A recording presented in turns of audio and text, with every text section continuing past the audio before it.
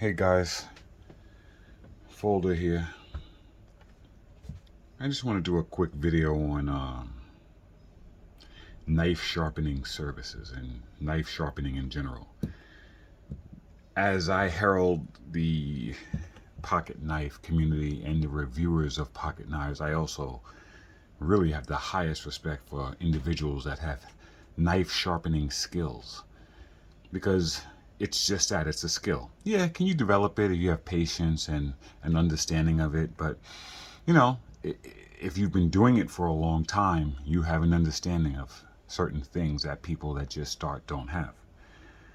And me personally, I don't sharpen knives. I just don't. So I don't mind paying to have knives sharpened. And also, I'm a collector, and also, I admit it, I have knives that I just do not use, and I just love the way they look and the action, and I'll probably never have to have them sharpened, ever.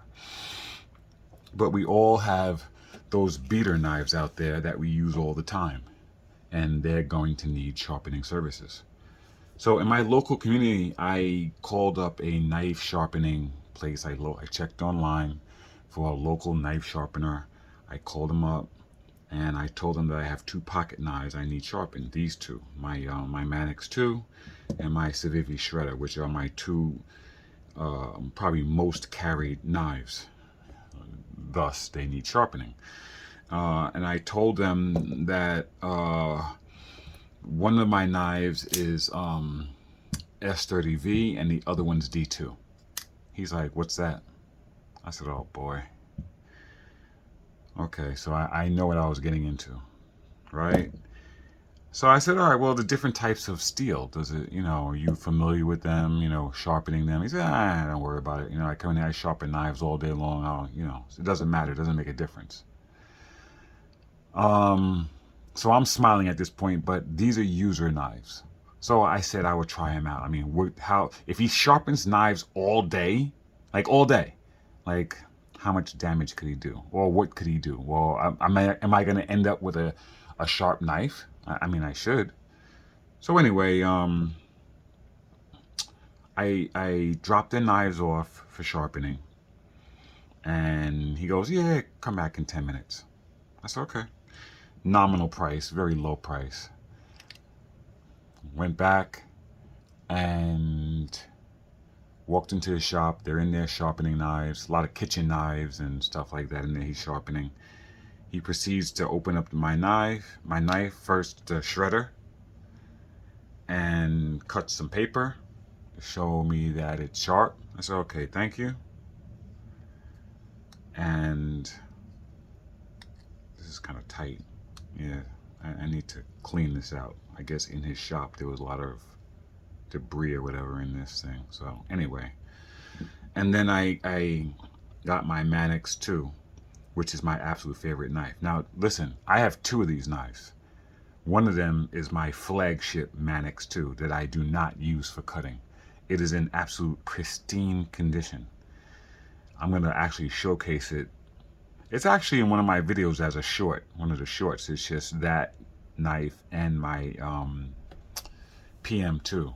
It has aluminum scales. It's really sharp. It's had a polished stone finish. So, whatever. This is my beater, so I don't mind beating it up because I love this knife so much.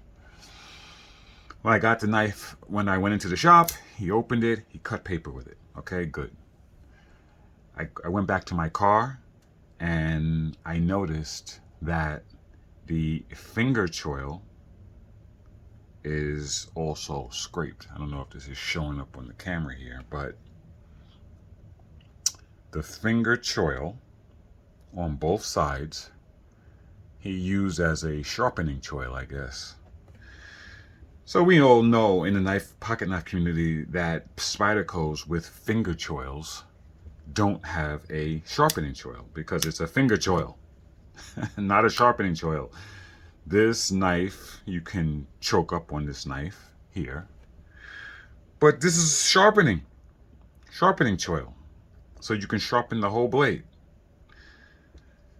When you sharpen a Spyderco, you just kind of leave the end at its factory edge I would imagine you don't try to go all the way to the end, because you end up with that.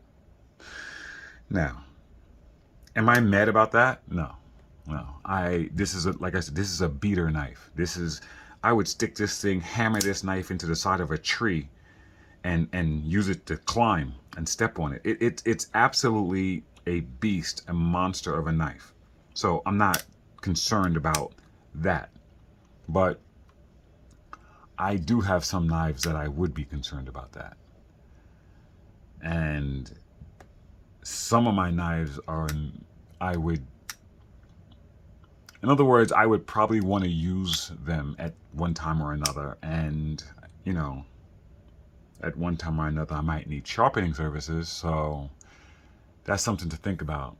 I know that there's reviewers on YouTube that have sharpening services. I hear them all the time that knives were mailed to them for sharpening. I have knives in my collection that I couldn't imagine mailing to anybody. Not because I distrust the community. I mean, I'm talking about the mail. I guess I would need to overnight it, and I'd need to pay a lot of money to send those things into a shore to trip back. So I don't know. It's just something to think about out there. So if you have knives that you care about, that you want sharpened in the pocket knife community, because I asked the guy also, do you want me to just bring you the blade? I can disassemble the knife and bring you the blade. He's like, oh, no, don't worry about it. I'll sharpen it. So I knew he was a little rough. He was a little raw. And he's a kitchen knife sharpening guy that doesn't care what type of steel he's sharpening. And I guess he doesn't use different stones depending on the steels, whatever. So anyway, I just thought I would put this video out to share my experience.